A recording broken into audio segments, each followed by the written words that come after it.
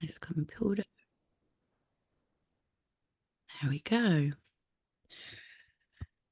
going to be fine. It's all good.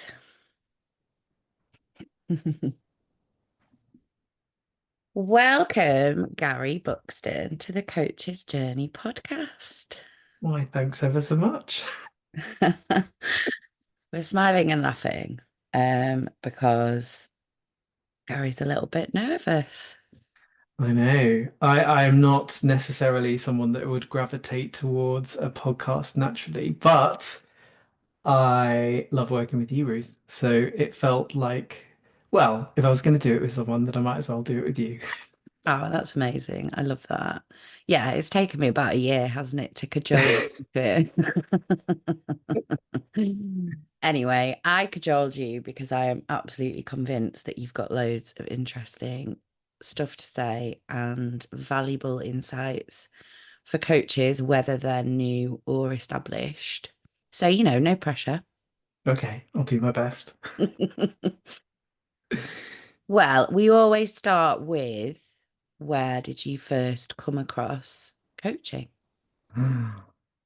Oh, and it is the classic question that starts off each of the podcasts. And and I guess as I work through my journey, both to being a coach, but also way before the kind of job title of being a coach is, I guess ever since my career started. So my undergraduate degree was actually in psychology, and of course, during that we spend a lot of time thinking about how psychology shows up at work. So that was step number one in the world of coaching. And then immediately after that, I kind of worked for a short time, a short window of time in the private sector, being a headhunter, which was coaching people to be successful in a job interview or to get the role that they were after we'd located them and wanted to place them. And we're talking like 1998, 99 now, so this Mm. is like a long time ago. And then So do you my think you actually did use coaching skills there? Yeah, absolutely. Even if it wasn't necessarily, but actually in that instance, I think we did call it coaching. Kind of like I'm going to coach you to su succeed in this interview, for example. So, but probably we were thinking at it more from a kind of almost like a sports coach, elite person, because headhunting was Yeah. always very senior roles. And then I pivoted into the social impact sector, kind of helping people get into work who'd been out of work for a long time. So kind of using similar skills, but from a slightly different angle. Then I worked in and with addiction services and in the secure estate, so prisons and probation.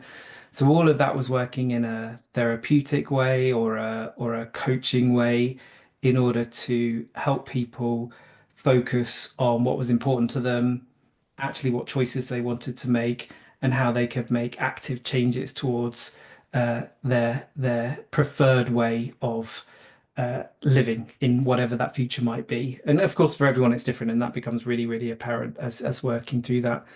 And then how the coaching then started to manifest into this wonderful world that I now kind of emerge out of is as you climb the ranks of your respective organizations, you notice that I moved from being a practitioner to then managing or leading others, and particularly let you into the secret as you become more senior, more often than not, the people that you're managing are more competent at whatever it is that they do than you are, and therefore your contribution becomes much more about coaching them.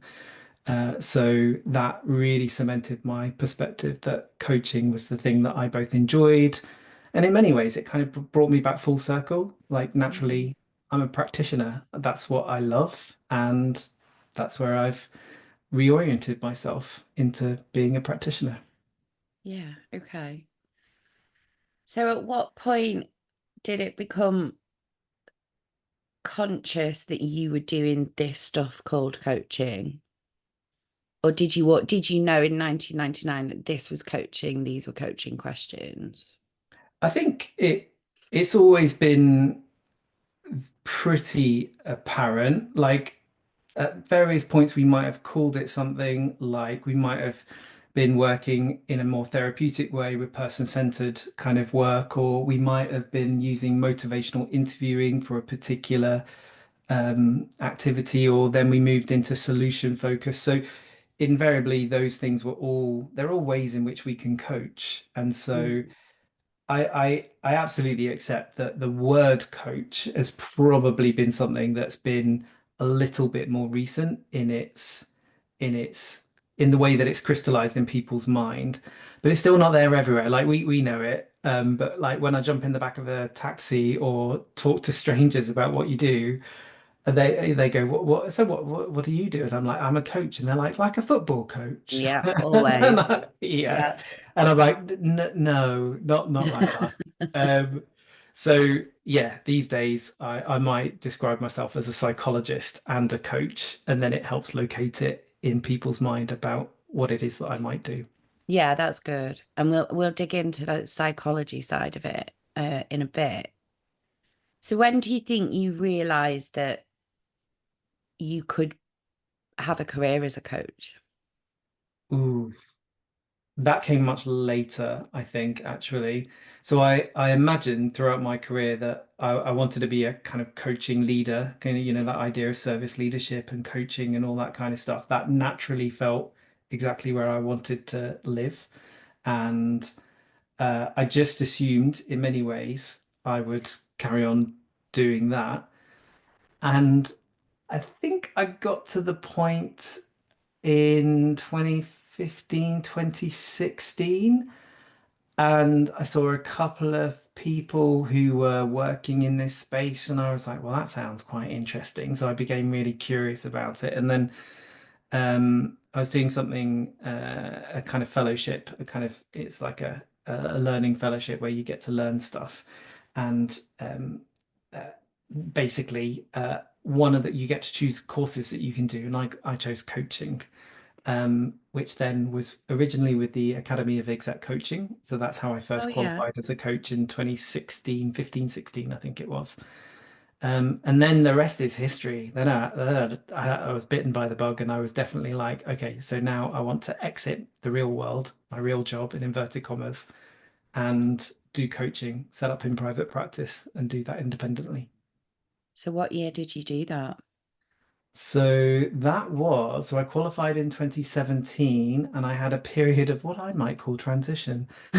So that was where I was doing a lot of internal coaching with the business that I had been working in at the time, and working to establish the internal coaching team and coaching culture, and then doing a bit of a side hustle in coaching, but actually setting up in my own private practice in 2018. So it's been a few years. Uh, Yeah.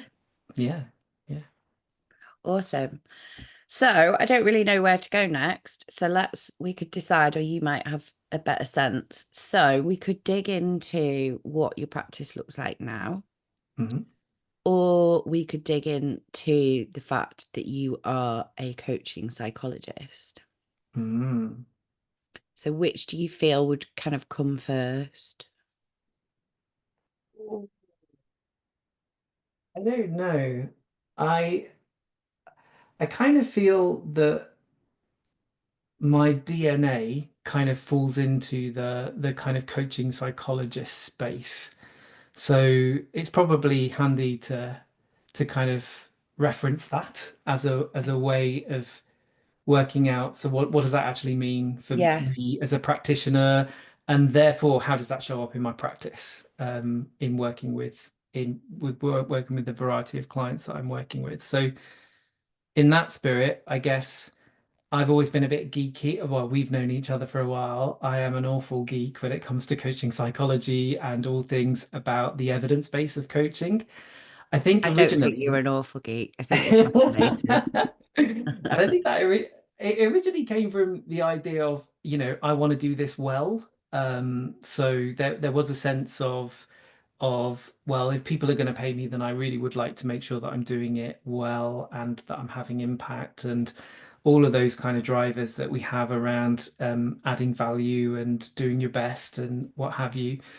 But actually, as we know, when we learn about coaching, it's almost about what you're not doing and relaxing into it and creating the space for the client to step in. So I hold this kind of concept of being really diligent to the evidence base and working with the client in a way that I hope is works hand in hand. But ultimately, my coaching style is deeply informed by my geekery. And the idea that there are definitely some things that are well evidenced to work, and there are some things which are profoundly impactful for a wide range of people.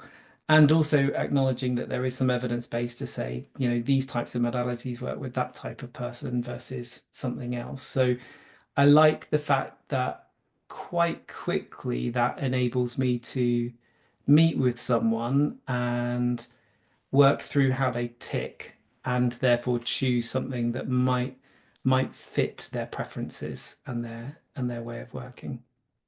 Okay. That's why psychology is a kind of core essence to what I do and how I do it. Yeah. Yeah, and like you say, you can't really separate coaching from psychology, can you? No, Or vice no. versa, whether you've studied it or not. Um, so I guess it sounds like having that knowledge and can't think of the word, having that knowledge in psychology enables you to have a really big toolbox and enables you to pick the right tools. Yeah. Well, I hope so. And I guess even more being intentional about what I'm using and why I'm using it. So, an exercise that we encounter a lot in the world of coaching psychology and when working with other people in the community of BPS is what what area of coaching psychology were you working in and what motivated you to choose that particular area. So it's not different to when we pursue ICF, for example. It's like what tool did you use and why did you use it? But there's this kind of expectation that we are familiar with what we're doing and we're working with it in a really intentional way, always for the benefit of the client. Okay. When you said BPS, I presume that's British Psychological Psychological Society, Society. yes. Yeah, yeah, yeah. Just checking, want to make sure that I have the joy of being kind of affiliated with more than one credentialing body. yes, quite a few, I think. Uh-huh. Makes it fun. Means I can see Okay. lights. So with that in mind, how does your practice look now? What's your coaching life like now? Yeah, I guess the work that I do is obviously the familiar world of coaching. I would describe myself as a leadership or an exec coach, if we were to use the coaching phrase. So by and large, I nearly always work in organizations, and I'm nearly always working with what I would describe as C minus two, so the C-suite and then two layers below. And I think the reason why I enjoy working in that space is invariably it's it's complicated. There's lots of grey, and probably and deservedly so, people who are working in highly complex and ambiguous environments benefit from carving out some time to think through decisions and actions which can often be hugely consequential. And so that sense of being part of that journey and being and working with someone in order to just empty out their head and then reassemble the bits that feel relevant to whatever action they want to take is definitely what I enjoy the most. So I do that.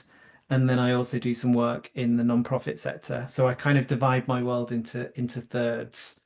I have Okay. my one third is my kind of commercial corporate work. I have one third which is my social impact work, which is where I might do work either on a pro bono basis or more often at a discounted basis with nonprofit organizations.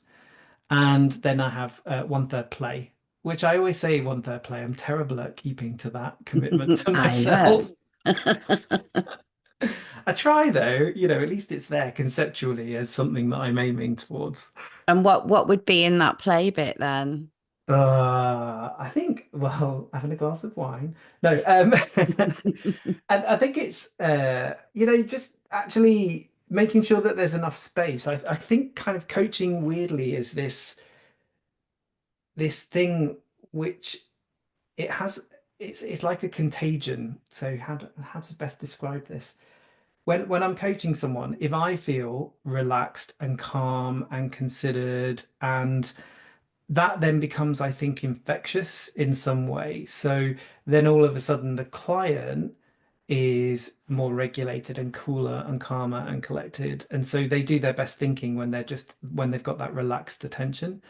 So there's this sense of, if I end up cramming my diary with way, way too much, then the consequence of that is I fall out of one meeting and into the Yeah, next. And the unintended consequence of that is that my contagion that I might then transmit to the client is that kind of hurry up thing, which I absolutely don't want to do. So there's this sense of just protecting my time to make sure that I've got a good amount of time at the beginning and the end of the session, and that on the basis of a week, I'm recharging the batteries so that I can do the thing that I do, and hopefully, fingers crossed, do it well. do it well. Yeah, absolutely. I think that's a really lovely point Mm, because how can you, and I love that term, relaxed attention. mm. How can you create relaxed attention if actually you know that at the end of that call, you've got 2 minutes to run to the loo, grab a drink, and come back? Or worse still, if you still want the loo. Oh, I know. Yeah. Yeah, definitely. The struggle is real on that one. Oh, yeah. How? Yeah. But So it's just innate. So that play doesn't necessarily have to be specific play. Is that what you're saying? That really, as long as you've got space. exactly, yeah. Space, which is just sitting down away from the computer. I guess a nice way of describing it, if I were to use my psychological geekery, is we have two distinct neural networks and they are anti-correlated. So when one is switched on, the other one is switched off, and vice versa. Oh, okay. Um, and so one is the task positive network, which is basically head down, concentrate, get stuff done, tick things off the to-do list. And the other one is your default mode network, which might be more associated with daydreaming or introspection or future focus or the kind of more empathic, relatable type stuff. And of course, it's like almost like that tension between task and people. If you've got your head down and you're just concentrating on the getting the job done, sometimes we kind of unintendedly forget about the people. And so there's this importance for me around recognizing that there are these two distinct parts of how I think and feel, and I need to make sure that both are getting the oxygen in order then to be able to shift in and out of them in a way that is helpful both for me and for my client. Yeah, I love that. So that's task positive. And what was the other one? The default mode network. Right.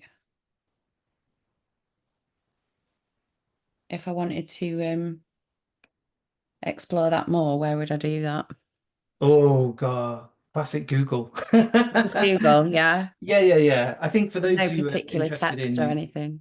yeah, there's some great authors. I mean, Feldman Barrett is one that I can think off the top of my head, and I think I've got it right. I hope I've got it right. But those that write about psychobiology or neuropsychology kind of often talk about, how our brain works and what's important to kind of keep in balance, and how to deliberately and intentionally work in certain areas in order then to build a certain muscle, because we're kind of, there's a degree to which, for survival reasons, we are engineered to, for example, see the negative or the risk in things.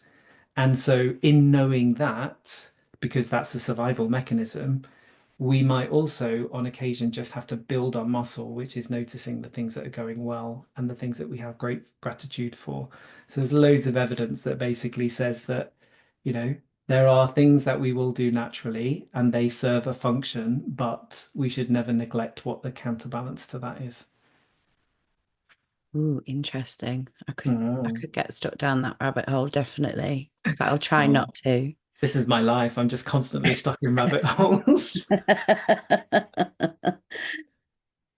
So, um, just a little catch. I love that dividing your kind of work into three, Hmm. but I also know that within the corporate kind of organizational stuff, you also do some tutoring, don't you?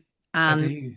like you just said, you're off to London to do coaching skills with leaders tomorrow. So it's not all one-to-one coaching. Hmm. Yeah, yeah, definitely. So I guess I've become kind of evangelical about coaching as a discipline. It's something that I think can make a difference in almost any walk of life, everything from parenting to romantic relationships to your work. And so, you know, just holding a little bit of curiosity can serve us well. So yeah, in the spirit of that, I work with leaders and managers who are developing their coaching skills so that they can shift from being the person with all the answers, the oracle in the organization, to actually, if you just bounce that back and ask really high quality questions, you can create a more autonomous team, which frees up some of your time to then concentrate on perhaps the areas that are potentially going to get neglected, like strategy or culture or various uh, other things that can sometimes just get pushed out of the to-do list. And then I also train on the Barefoot postgraduate program. So there's the chance to work with people who've decided as well that they love coaching and they want to qualify as a coach.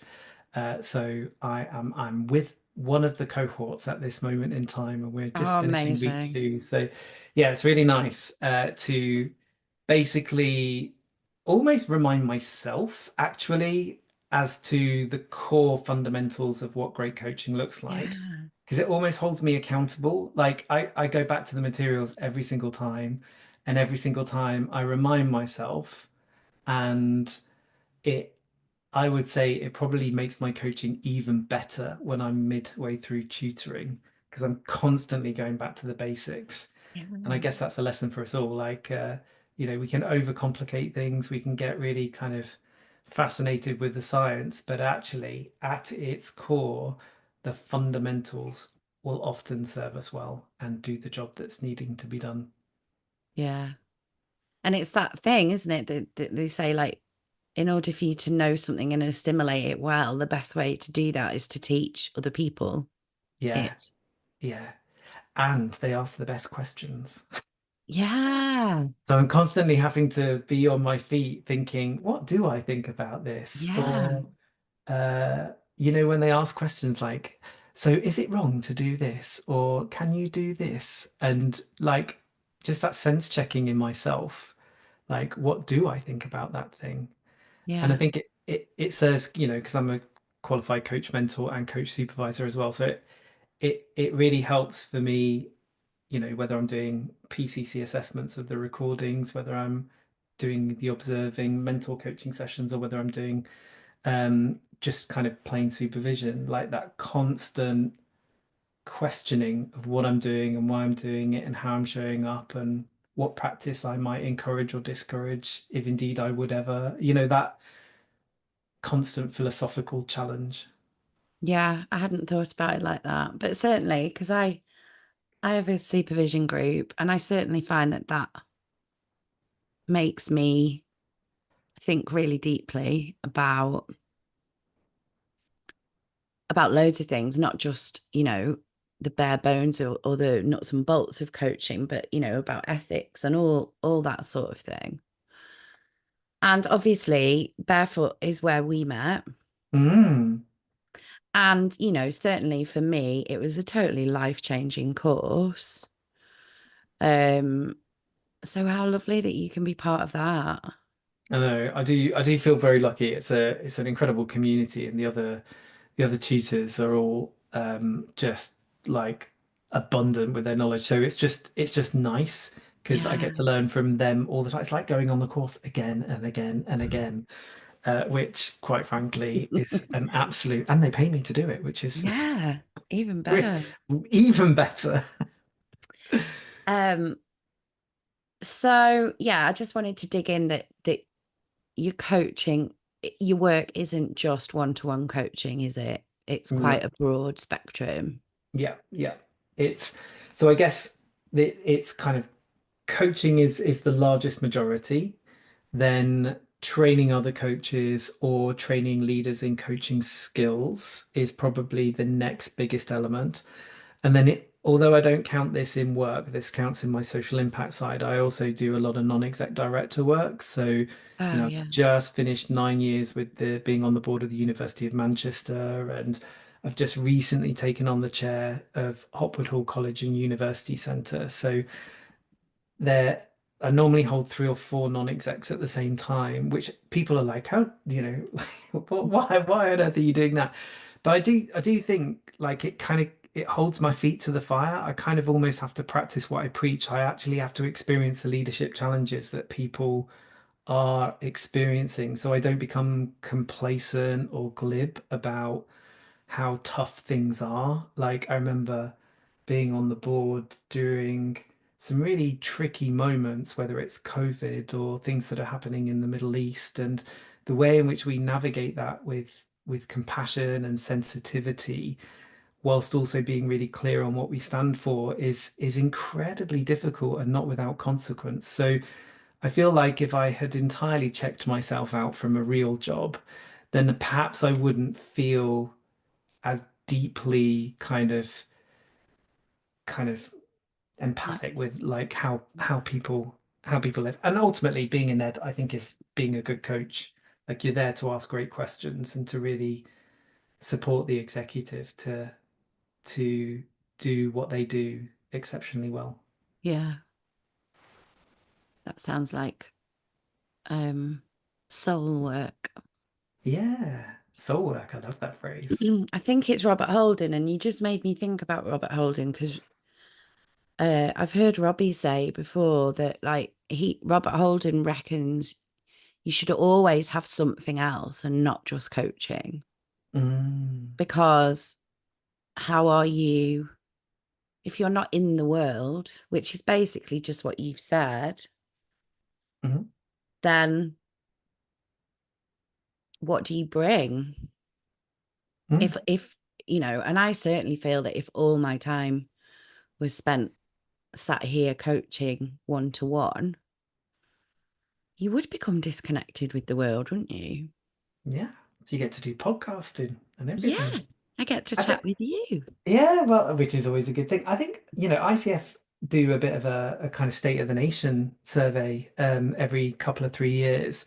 And their last one in 2023 basically asserted that from the surveys that they did, that 93% of coaching professionals do something in addition to coaching.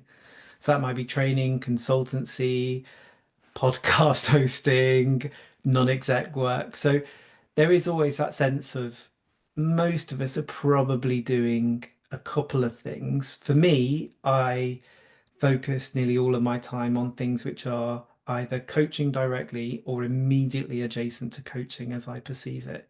So training coaching skills, training actual coaches, supervision and or network, which is basically coaching. Coaching. Yeah. And how, so I know that you've recently, let me get this right. Recently, you've recently become a chartered coaching psychologist. So yet to become, there is still a few hoops that I need to Hoops jump to through, jump. only because I have done everything, and now I need to go through the process of BPS, thinking that that too is similar. So, not so long back, well, I guess to start from the beginning, people who were a psychologist working in coaching might have been an occupational psychologist, or they just might have not been within the BPS world as significantly. So it was only quite recently that the British Psychological Society ascended coaching psychology into what's called divisional status. So that created the opportunity for the very first time for people to become a chartered coaching psychologist. So I am, or I have been over the last 18 months, jumping through all the gorgeous hoops that enable that to happen. And at the end of September, submitted my portfolio to evidence that. So that will now go into the BPS machine. And at the other end of it, at some point in the future, there'll be what's described as a phase of corrections. So if they want to know anything more that hasn't yet been evidenced, and what they call a professional conversation, where you get to chat with a panel about what it is you do and how you work. And at that point, they would determine as to whether your practice is of the standard that would be expected for a chartered psychologist. Okay. So what does that mean for your practice? So, do you know, like, I think it means not a massive amount for my practice, as in actually how I coach, because I coach that way and have always coached that way. And so, if anything, it is a commitment that I'm making to myself to work at the highest level of credentialing that's possible in the Yeah. world of coaching. It's like the chartered status is somewhere between a master's and a doctorate. It's like it's really hard. It's the hardest thing I've ever done. And quite frankly, if you ask me, do I want to do it again? I'd be like, nope. Um, so uh so I think it's just kind of holding my feet to the fire. It's saying, Mm. what does this look like if you really put your head down and concentrate on it and see what comes out the other side? Yeah, and again, it's only gonna serve to add to your coaching, isn't it?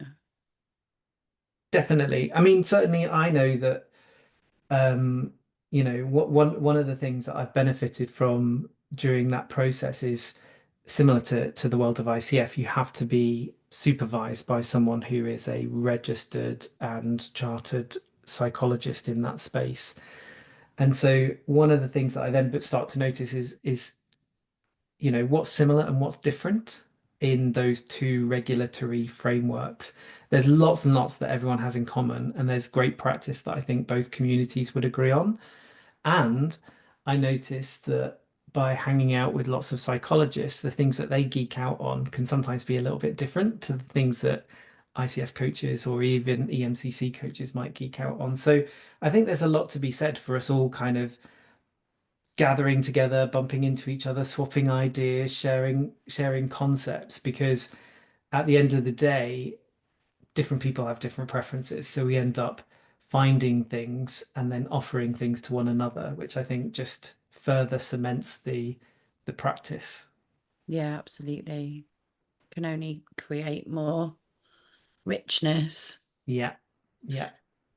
So then, what do chartered psychologists, that chartered coaching psychologists geek out about that's different to coaches? Well, it's so What- funny. It just so happens I recently, so as part of the charter process, I actually had to do a piece of research um, into coaching psychology, and so my choice was to kind of go into a bit more detail about what makes a coaching psychologist tick. Like how is their knowledge of psychology shaping their coaching practice?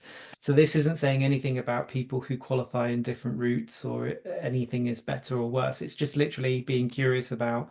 So if you come from that school of thought, what does that do to your thinking, to your behavior? And I think what I started to notice is the lovely way in which they all cross over. So I think we have all got common ground and we all do incredible things, which are, you know, being ethical, being client focused, really being integrative kind of came through as a theme. And I think that that is definitely something that I see in pretty much any coach that I get to work with is they're pluralist. They're pulling together lots of different tools from lots of different modalities.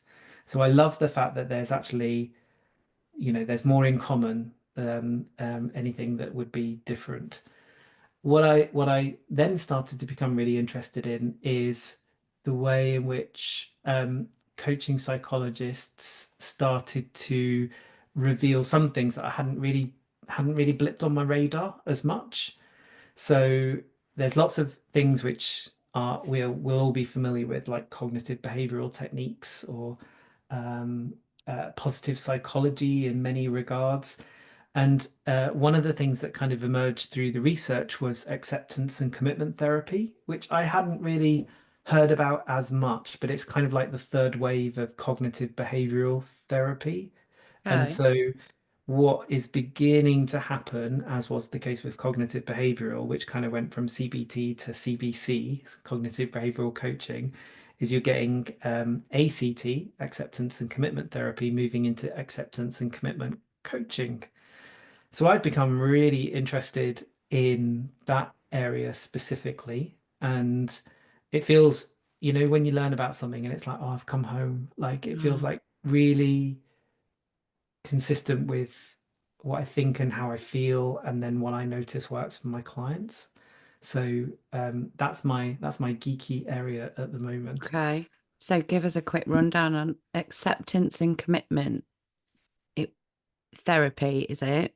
But So also that's it. It moving had its into origins as, yeah, as many of our coaching disciplines, we stand on the shoulders of lots of great clinical work yeah, in the therapeutic absolutely. space. Um, and I guess acceptance and commitment, how best to frame it. So we might collectively know, and I know we speak about this on the Barefoot course, we talk about thought distortions and reframing and the idea of when we feel uncomfortable or have a limiting thought, that there might be some kind of shifting that we can do in order to make it get in the way slightly less often. And with acceptance and commitment therapy, what that was suggesting, which I think is in many ways it was a bit of a penny drop moment for me, is this idea that sometimes we've lived with a thought for a really, really long time. And by saying, oh, let's reframe it, or let's recognize that that's a bit of a distortion, is probably not going to be something that someone immediately feels that is available to them. So, I've felt forever and ever and ever that I'm not good enough. Doesn't matter if I spend an hour with a coach saying, Yes. how could you think about that differently? I'm still going to think I'm not good enough. Yeah. And so the idea is that in acceptance and commitment therapy is we're increasing psychological flexibility and using methods of diffusion. So we're kind of almost not saying that someone needs to change or reframe the thought, but they can change the relationship with the thought. So it's the idea that I am not my thoughts. My thoughts and me are two different things. And the the more I am able to change my relationship with that thought, the better. So, for example, a diffusion technique might be, um, I'm feeling like I'm not good enough. And we might change that to, I've noticed I'm feeling I'm not good enough. And then we might change it to, I noticed I'm having a thought that I'm not good enough. And with every single step, we've not said that the thought should necessarily change, but we have said we're just moving a little bit further away from it in order for us to change the relationship we have with that particular thought, which gives us more agency. Yeah, I love that. I love it. It's profoundly awesome. I'm super interested in it. Yeah. And it's similar to a lot of work I've been doing, um, based on the three principles and Sydney Banks, Okay, yeah. because that is just realizing that you're not your thoughts and that, yeah, by stepping back from that and going, oh, just because I think it doesn't mean it's true, can be so freeing. Mm. And I Absolutely. also love that idea, that thing you said about, an hour with a coach to go, can we look at it differently? It just doesn't cut it. Sometimes not. Um, and it's not just as simple as, we know that affirmations help and we know that, all the stuff that can help in those sorts of situations. But this, oh, my brain's going at a million miles an hour, which means my mouth doesn't. um, yeah, I think it is. It's about not trying to get rid of the thought, isn't it? Mm. Or at least it's that idea of having compassion. Like, sometimes, and Having I compassion bet for I bet other yourself. people can relate. Yeah, you beat yourself up for still having the thought. It's kind of like, come on now, I've talked about this in 2 coaching sessions, and yet it's still there. And it's kind of like, okay, well, that's data. So actually, let's explore what an alternative way of working with this might look like. Yeah. Let's just change our relationship with the thought a little bit rather than intending to change the thought. So, Or to a lot. banish it and, Yeah, yeah. yeah, it's just changing your relationship or giving distance. Mm. And distance, when we talk about disassociation or diffusion, it's just a way of stepping back so that the grip of it isn't quite holding you so tightly, so you can Mm, be a little bit more forensic and intentional about what you want to do and how you want to do it. yeah. Oh, I've got a lot of reading to do, Gary. We've only been talking for 50 I mean, minutes. I have to, I feel like I should name check, like, I'm part of a network called the Coaching Psychology Network, which is kind of like Okay. a bunch of people who geek out together. Amazing. It's an open network that anyone can join. You don't need to be a psychologist, but it's a nice space where people can kind of bounce ideas and working and things along those lines. And one of our members, Hazel Anderson Turner, was kind of going into a bit more detail about introducing the concept, and she does some training on it. So Oh, cool. in addition to some of the stuff that I've already done, I'm kind of keen to jump in on one of her courses. Because God forbid you should stop, Gary. Oh no, well, that's just it, isn't it? It's like the eternal temptation is there's always more to learn. It's always a process, never a destination. So yeah, we become deeply curious. But I think to that point, there's that idea of, I'm in charge of my own CPD budget these days. I mean, what an absolute awesome thing that is. So I can like choose the trading that I do because I'm just interested. I don't even have to say whether I'll do anything with it. I'm just gonna do it because I think it might be cool. Yeah. And that's like, is it self-perpetuating? I don't know. But, because you're spending that money on training, you become a better coach and you earn more money from coaching. So it kind of, Yeah, yeah, it kind of becomes a self-fulfilling kind of yeah, prophecy, a virtuous cycle almost. virtuous cycle. That's exactly what I wanted. Yes, thank you, Ah. Gary. Yeah. And so great that you're prioritizing that. Yeah, I mean, I mean, the process of learning, I think is just in essence fundamental to the art of coaching. Like we're just perpetually in learning mode, which I think, can help and hinder us. There's a balancing act to be struck there, but Yeah. um, yeah, because of the innate complexity of human thought and behavior, probably means that we could do every course in the world and still And still be have none the gaps. wiser. Yeah. Yeah, without a doubt. So, just backtracking a little bit, Okay. let's talk about how you found setting up by yourself. Like what were the pitfalls, what worked? Um, Obviously you said you kind of started it as a bit of a side hustle. Hmm. And then what happened?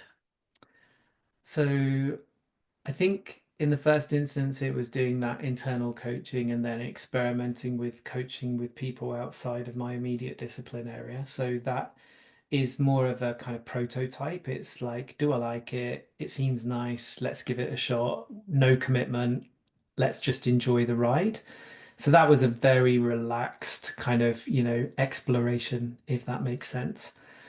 I think immediately afterwards, when you make that big jump and you decide to leave your actual career into setting up your own business, that doesn't come without a big deep breath. And um, all of a sudden, and I bet loads of people can relate to this, you go from selling your organization or kind of celebrating a huge collection of people to kind of essentially selling yourself, which creates all kinds of weird, wonderful existential questions. Mm, So I definitely think that one of the things that served me well in that transitional moment is I've always loved working with and connecting with people and holding and maintaining quite a very reciprocal network of people, people that I enjoy spending time with, that I would help if they needed anything and they would help if I needed anything. And so there was this kind of very nourishing bunch of people, all of whom caught me as I made my leap of faith. And, there's a lot to be said for what you put out in the world, you get back 10 times over. So it was definitely a case of that. And, loads of people said, because I've set up a couple of things in the past. Loads of people said, I don't know how you like you just do these things, like you make a big jump and then set up something as if it's like a brand new thing. And then I kind of like I reflect on it. I quite like setting stuff up. That's the thing that I love. Like I like taking something from concept to actually then it being real and happening. yeah. So I didn't feel the sense of fear or trepidation. I definitely had existential questions, and I Which were definitely what? uh fear like like that sense of existential questions of, you know, um uh I hope I can do this well, and will I be able to work in those areas where I perhaps don't have as much specialism, by which I mean, working in certain sectors. Yeah. The permanently existential question for us all is, how much will I charge for this thing that I'm doing?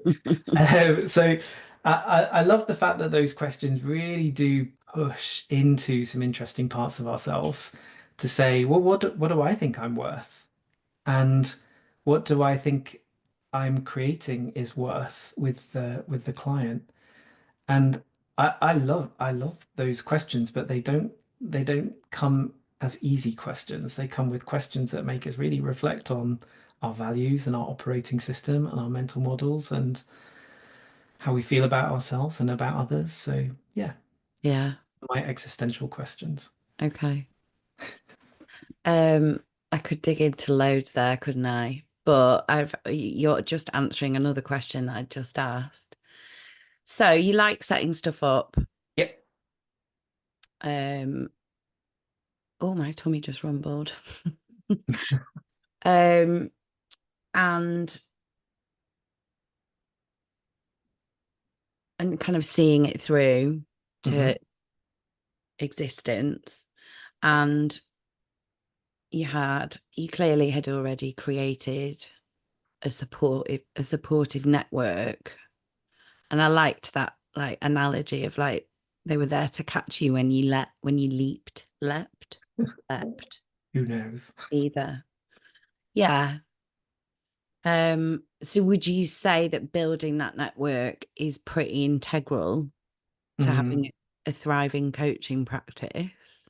yeah, definitely. I mean, and I think as I reflect, even though none of these things they're all happy accidents in many ways, but there's that idea of when we are in the cozy ecosystem of an organization, there might not necessarily be the requirement to reach beyond your organization and within your organization to, you know, do what you do and do it how you do it.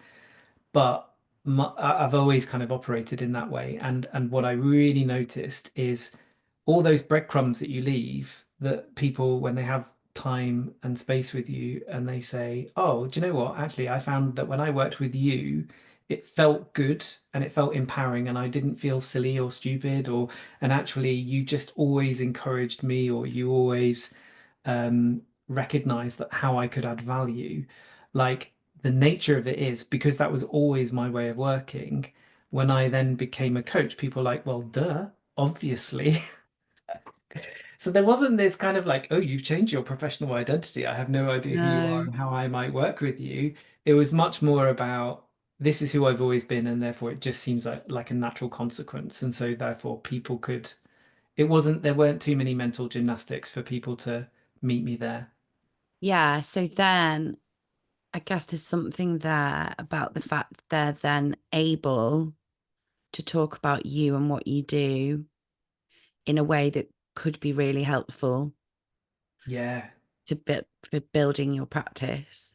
absolutely. And for all of those of us who aren't into selling, I would also describe myself like I don't sell.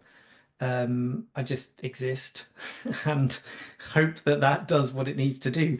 And Which it does. yeah, yeah, and well, one would hope, and it's the idea that our clients are our marketing department. Like if they have an Oh, I amazing like that. experience, yeah, if they have an amazing experience, the inevitability is that they will share that experience or recommendation with someone else. I think sometimes, I say they're our marketing department in a way that's slightly glib. Sometimes they don't know that they're your marketing department, and it doesn't necessarily hurt to remind them that that also might be a responsibility that they could carry if they were up for it. So that could be, say something nice, offer a testimonial, or make a recommendation. I remember when I first started, one of the ways in which I was building the business is once I've finished with someone, particularly if it's someone that I really, really like coaching, I would say at the conclusion of our coaching, a gift I would like to give you is the gift to offer coaching to someone else.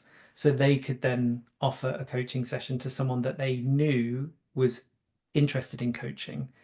And so that's nice because it's nice for my client because they're doing something nice for someone else, but it's also nice for me because then I get to meet someone else and they get to experience some coaching, which is very flywheel It to is the very to flywheel, the world Gary. of Well done. Robbie will be pleased. Yeah. No, I was just thinking actually when you were talking then that it'd be really interesting with you, of all people, to dig into that like connect bit of the top at the top of the flywheel of connecting with people because you're awesome at it. And obviously that's not because you're trying to be, that's just like you say, it's who you are. Hmm. Yeah, it's just in my DNA. Yeah.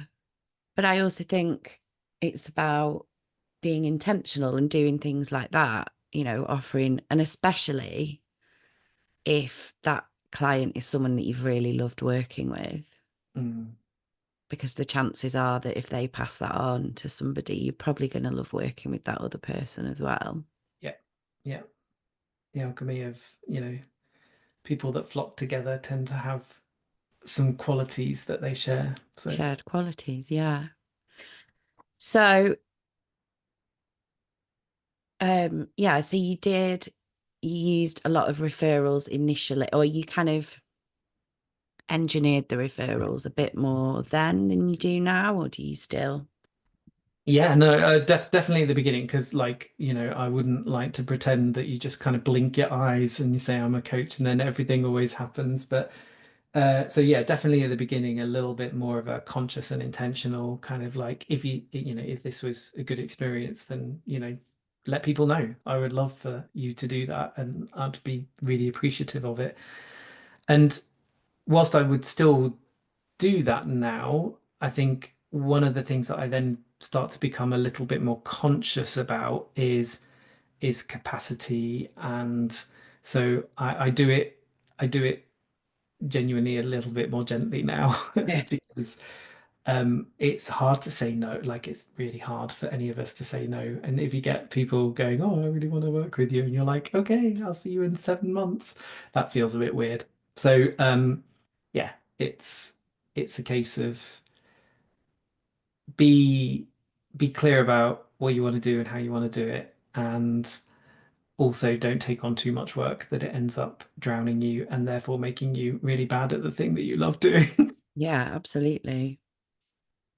So how amazing that you've got a full busy practice that you have to learn to say no. I know, it's hard.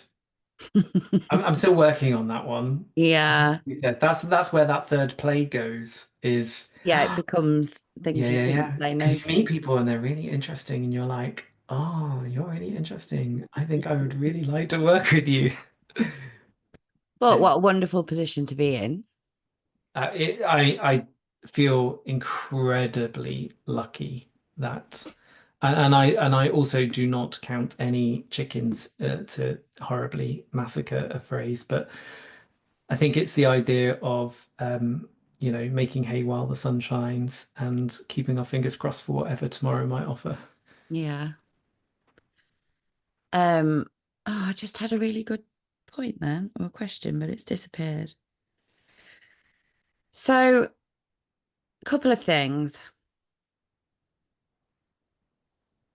No, I'm gonna stay focused on one thing. What, and maybe it's different, maybe it's the same. What do you think new coaches face at the minute in setting up a practice? Hmm. What do they face at the moment? That I th perhaps you didn't face, but maybe you did. Yeah, and I guess, there are definitely things that are shaping and changing the architecture of the world that we operate in.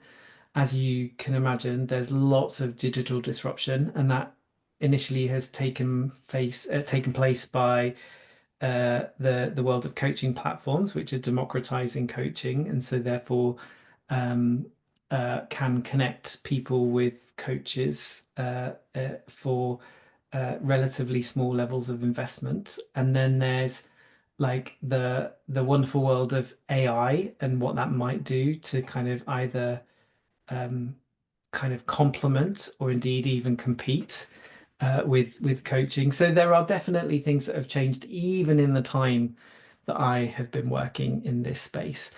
And I think my contribution has always been, or my thinking has always been, I just need to make sure that whatever it is that I am delivering and focusing on remains distinctive from the things that for me just wouldn't be sustainable. So I'm very much focused on what enables me to be a sustainable independent practitioner and to do those things such that I can carry on putting food on the table and feeling happy. Yeah. So I guess that's about pricing, is it? Yeah, it's about pricing, it's about the service that we're offering and exactly what that service looks and feels like. It's about that very, as Eric DeHaan talks about, it's that kind of relational quality that you can form, which you wouldn't be able to necessarily form with a chatbot, or you might not necessarily be able to form if you only have a very limited number of sessions on a kind of a small window of coaching. So I think it's about how can I build sophisticated, reciprocal, long-term relationships with really high achieving um, people who are working in highly complex environments because of course their need will never go as long as they continue to work in highly complex and ambiguous environments. Coaching is always going to be something that's advantageous to them. So that's not suggesting that you should have the same coach for years and years and years, which in some instances I do, but it is saying that coaching will always have its place for people who are doing stuff that's really complicated. And even if they change their coach every 12 months or 24 months, there will be a kind of a natural cycle of people curious about working with you. Mm, yeah. so much in there that I could dig into actually. Um, oh, what did you say? A sophisticated reciprocal working relationship, was it? Yeah, like working with people in a way that kind of respects their responsibilities and the Mm. complexities that they've got, being there when you need them to be there, people being there for them when they need you. You know, it's that idea of this standing alongside them during the moments where we're needed the most. Yeah, and AI can't do that. No, no, yeah. Well, I mean, it's difficult to book a session with me at 2 a.m. So I'm sure there are ways that AI might come in to support someone in their thinking. But I guess what did I read? I was reading the other day about AI and its disruption. So they were saying, AI could actually more easily replace doctors because that's pattern recognition and Mm, looking at patterns, but they would find it harder to replace nurses because a lot of that is direct work, for example. And there's no one having an existential crisis about AI replacing priests yet, because a priest is there very deliberately for a human connection. yeah, I And think so, we are as coaches. and exactly that's what made me kind of, take that home and say, I hope, certainly for as I age out of my career, I'm not there yet, but I hope that the prevailing wisdom is that people want to work with other people to do things which are essentially human in Yeah, nature. And so that's where I would like to continue to exist and play. yeah. I think that's it. People want to work with people. Hmm. Um, Interesting what you said about platforms. So I was thinking about platforms. There's Better Up, isn't there? Yep, yep. There's What loads. other platforms are there? Oh, Better Up, Coach Hub, Know You More. Like there's Yeah. a few out there. I mean, I wouldn't even be able to list them all. Yeah. And it was interesting because I worked with somebody whose company provided Better Up and they had full access. But this person didn't want to work because their experience Mm. of that was that it was very um I think prescriptive. So it was very goal orientated and it was very um I suppose I've got to be careful what I say. I don't know. Um But like very strict adhering to a typical coaching framework. hmm. And I think it's that idea that there are some things that work, and so you can almost lift and shift something that is invariably impactful for many people. And I think that's one of the things that those platforms are doing incredibly successfully, and they are building their sophistication all of the time, which Mm, kind of keeps me on my toes as to exactly what is it that I now need to offer in order to be different from an experience that someone might get in that moment. And so, I think that's an existential question which I wouldn't even necessarily always have the answer for. But for me, it's about the the people knowing who I am and saying, I want to work with you personally, because I think it would be a good thing to do. And I think I'd get a lot out of it. And I'm like, great, lovely, let's do that then. yeah. And do you think that people do that with you because of your reputation and the networks that you've built and the referrals and that sort of thing? I think I hope like the nature of it is coaching is that there are many coaches, but we're also not very competitive in that sense of that there isn't another Gary. Like there's only me, and I'm really good at being me, but I'm not very good at being anyone else. And Yeah. so it's the idea that if we put enough out into the world, then the people who would want to work with you will find you and say, yeah, for me, that feels resonant, or that makes sense, or I like the way that Gary's thinking is supporting my own thinking, so I'll give that a shot. But I also know that there will be loads of people who are like, oh my God, I've just listened to this podcast with Gary, and I know I definitely don't want to work with him, and that's okay as well. Yeah, that's great. Yeah, yeah, Yeah. yeah. Because it saves me time. Like I then don't have to have chemistry calls with people who immediately go, oh yeah, no, I don't really fancy that. Yeah. So ironically, the more we put out there, whether it's on our own websites or our social media, people kind of get the measure of you. And so by the time they actually book some time to meet with you, if they haven't already heard, they're kind of like a self-selecting group. Yeah, they Uh, filtered themselves out. exactly. So what they're looking is for confirmation that you're the right person rather than um entirely ambiguous. Like, I don't know. I'm just randomly Mm. talking to lots of people and I'm going to see whether you're right. Yeah. Yeah, and if they want confirmation, then that's fine because you were being Gary, and when they see you, you're going to be Gary. Yeah, huh? Like, I'm really good at being me. Yeah, you are. So that I think that's a really interesting point, and this again might speak to how it was back in 2016 compared to how it is now, because it could be really hard on social platforms or your own website or whatever podcast to show up as yourself Hmm. because there's so much advertising thrown at you as a coach telling you this is how you build a six-figure business in 6 days or whatever. Yeah, bullshit. So all of a sudden, it can be really easy to think that being me is not enough, or I need to follow these 6 steps and do it this way and, do an Instagram live every day or whatever. Hmm.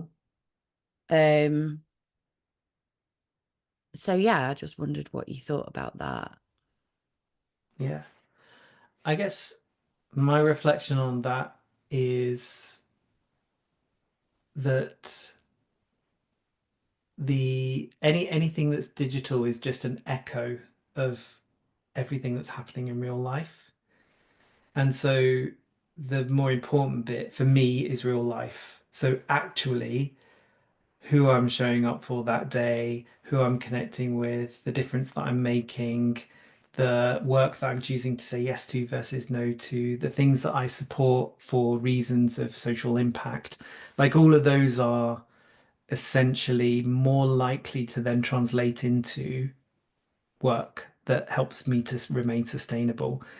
And anything that I then post on social media is literally just an echo of that. It's like really nice meeting with so and so today, or you know, I'm doing this thing and it was really interesting to me. And so it's I tend not to, and well, we've been connected for gazillions of years now.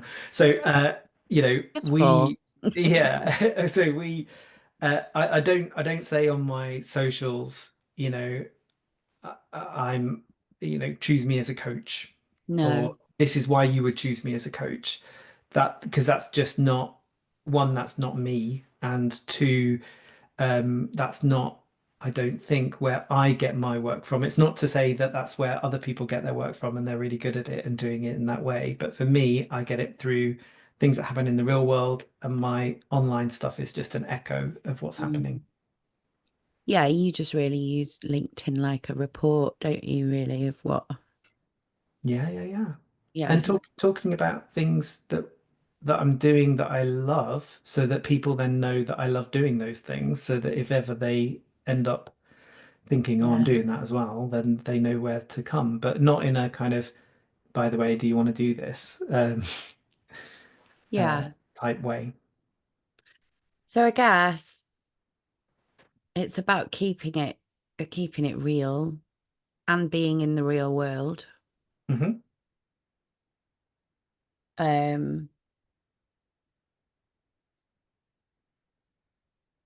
yeah, get out in the real world and get off social media, I suppose. There's Which, some people very good at social media. They get a lot of yeah, work as a result. But yeah, for me, it's definitely kind of hanging out in the real world and doing good work when you've got the work, and then encouraging people to share that experience when it's helpful for me to do so or for them to do so. yeah. And it's so easy to be led, it's so easy to be led to believe that, the only way you can have a business is through social media, Mhm. because obviously that's what they want us to think. So we use the platforms. Hmm. Yeah, and like I say, some people will be able to build a really successful business on doing exactly that. And I guess it's that range of routes to market that kind of gravitate to your own preferences. Like for me, I'm Mm. not I'm not a natural seller. I wouldn't say buy this service, but what I would do is say I really enjoyed doing this or I really enjoyed doing that, which it fulfills the same function, but it suits my preference a little bit more. Yeah. So it's about kind of aligned action, isn't it? Doing things that fit with your values and who you are. And yeah, Definitely. The inevitability of practicing what you preach, like it would be hard to have credibility as a coach talking about work-life balance or aligning your actions with your values and any all of the pieces that we know makes for sustainable, resilient, healthy, happy, productive individuals.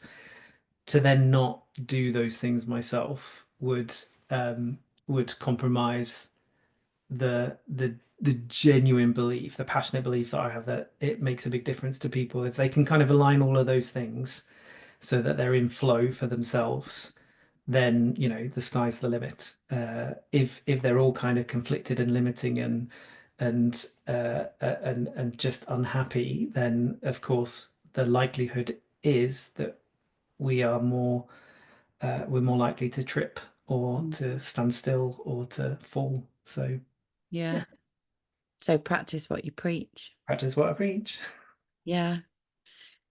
So really, you just talking about social media, like what platforms do you use? Where could people find out about you if they wanted to? So in a rather classic way, I have a website. So that's just my name, garybuxton.co.uk. And then I also am on LinkedIn. And pretty much those are the only two places that I exist for a professional kind of existence. And I am on Twitter, but funnily enough, can't think why. You might not be using it as much as I'm often. just not using it as Thinking. often these days. I'm having a kind of internal conflict with all of those types of things at the moment. So yeah, so I'm there still, but lurking, and LinkedIn is probably where I would do most of my social. Yeah. Um, so just before we finish, Yep. oh no, we're not quite ready to finish yet, but a bit of a dig into money and your kind of take on money and pricing, especially for new coaches. Mm. So I guess one of the things that I learned, two things I learned quite early on. The first is I rarely do anything pro bono. So particularly for coaching. And one of the reasons is because I think the exchange of value creates a psychological contract. And Absolutely. that psychological contract means that someone is more committed to the investment that they're making. So even if I'm working for a charity and I'm discounting, there will still be a charge for that. And I think it means that the coaching is more likely to be successful Yeah. because of that act of value exchange. And I learned that the hard way. You're doing things with benevolence, and actually, you get more likely to get cancellations if people aren't paying, or you're more likely to have someone kind of, you know, fall into a coaching session and then fall out of a coaching Yeah. session without necessarily doing the work that we all know is necessary when being part of a coaching relationship. So I would say the pro bono I work is mostly in the non-exec space, where I'm on the board and the value that I'm getting is not money, but it's the people that I'm meeting and the experience that I'm having and the way in which it's keeping my finger on the pulse as to the challenges that business is facing. So that would be definitely one Yeah, I thing think that's a I really would. good point Yeah, yeah. that you can do stuff that helps people or organizations out, Hmm. but it doesn't always serve both parties if it is totally pro bono. Definitely. And then I think the other lesson that I learned is over the years, two things have happened. One, I've lost work because I wasn't charging enough, and people Really? somehow made the connection between how much I was charging and whether they want to work with me. And they were really forthcoming and going, no, we're not going to work with you because we don't think you're at the level because of your because of the rate you were charging. And I was like, oh, well, That's interesting, isn't that it? was a hard lesson to learn. A hard one, but a good one. Yeah, a hard one, a good one. And then I think the other one can sometimes be that there are sometimes bits of work that you're presented with that maybe you feel a bit more indifferent about. And you therefore might price a little bit higher because you're like, it's fine if they say no. Because I think I could do it, but I don't know whether I feel as excited about it as I might do another. So you kind of price accordingly on that basis. And then on several occasions people going, okay. And I guess the surprise to that is whenever I've done a piece of work which I thought I was going to be more indifferent about, when I've done it, I've actually loved doing it. So there's a lesson for my own Yeah, personal kind of you don't perspective always on. know. Yeah, yeah, yeah. And very often the people that I've been a bit questioning about during a chemistry session, like, would we have chemistry? Is this gonna work? Have sometimes been some of the most like super interesting people because it's almost like the fact that we don't click immediately, Create something. then yeah, it's almost like a creative tension because I become even more curious about what makes them think in the way that they think and be the Yeah. way they are. So one could argue it kind of enhances my coaching. Yeah. And just goes to show that the assumptions we make, whether that's in a coaching call or from an email or meeting someone, Hmm. oh no, they're not right for coaching. Or I think quite often, the money thing doesn't, we think, oh no, well, they probably won't spend money on that. Or, all that crap that we make up Hmm. just goes to show, doesn't it? And obviously, if you've quoted a high price on a job you thought you weren't going to enjoy, and then you enjoy it and get the higher ticket price, Way, everyone's a everyone's a winner. winner. Yeah. Snap. Yeah, I think those are really good catches, actually, Gary. I think that's really helpful because I've been tripped up like offering stuff pro bono and to charities and organizations. And then actually, like you say, the level of engagement isn't there. Or, yeah, Mm, I think, Rich Litvin says you've got to have skin in the game. yeah. Yeah, yeah. It makes And even a sense. small amount of money can do that, can't it? Definitely. Definitely. Right, I'm just madly going back through my notes to see. Well, there's loads more I could talk about, but um, I think we both decided we wanted this to be a succinct conversation, didn't We we? did, we did. We said let's make sure that we uh get ourselves into the good stuff as quickly as possible. Yeah. Oh, I know. Books, resources, because I know you're really good at recommending stuff for me. I was reading the last one that I read was the little book of the little handbook of ACT, I think it was. I'm not going to remember who the author is. Of Um, of what? ACT, as in acceptance and compassion, Ah, commitment therapy, right. sorry. Okay. Yes. So yeah, the Little Handbook of ACT, I think it was called. Like I'm sure I will have heard other people on this podcast kind of recommend the same books, but I love the Coach's Case book by Kim Morgan. It's a nice one to kind of just go through some actual real life examples. A really formative book for me that both challenged and excited me was Claire Pedrick's Simplifying Coaching. I Yeah. love that book because again, it gets straight to the point. It's really concise. Yeah. And I know that she and another author have released a new one recently, which I am Yes, they on have. my I think reading list. Robbie interviewed them. Ah, cool. So yes, it's on my reading list, and I haven't yet read it, and I know that it's definitely one that I'm going to get into. I mean, I honestly I feel bashful even mentioning any books because there are so many that I've enjoyed and learned something from. So yeah, I'm just gonna. Yeah. You recommended an Eric Dahan and you've referenced him today as well. Yeah, so I'm one of the associate psychologists and coach with Ashridge Business School. So he heads up their Oh, does coaching he? faculty, and Eric Dahan does a lot of stuff around relational coaching. So that's the modality that is the focus of Ashridge. So they work with multinational global executive teams. So it's a very high level of coaching, but it's predicated on this idea that the relationship is the thing that transforms. And so that feels very resonant with how I work and think. So Mm, I love that as well. yeah. Okay.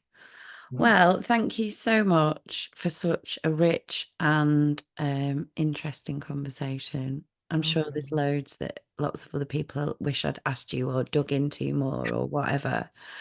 Um, but have you got a gem of wisdom to finish on or not? Oh, That's putting you on the crikey, spot, isn't it? Mikey. What would be a gem of wisdom? I think my gem of wisdom is that we enter the world of coaching feeling like we have to do more learning before we can do it well. And I think the stuff that I have learned the most is through getting in and doing it and practicing and practicing and practicing. And I think there's a real hesitancy that some people have around jumping in and giving it a go. And my sense is learn the basics, do a brilliant course like for example the one with Barefoot or AOEC or any of the other kind of experiential courses, and then just give it a go. Learn what your own style is. There's loads of evidence to suggest that people earlier in their coaching career can actually deliver even better Yeah. coaching than those who might be a bit longer in the tooth and complacent. So, yeah, get in there, give it a go, find your own coaching style. Yeah, I love that, Gary. That, just because you're new, it doesn't mean you can't do it and do it well. Mm, absolutement. Yeah.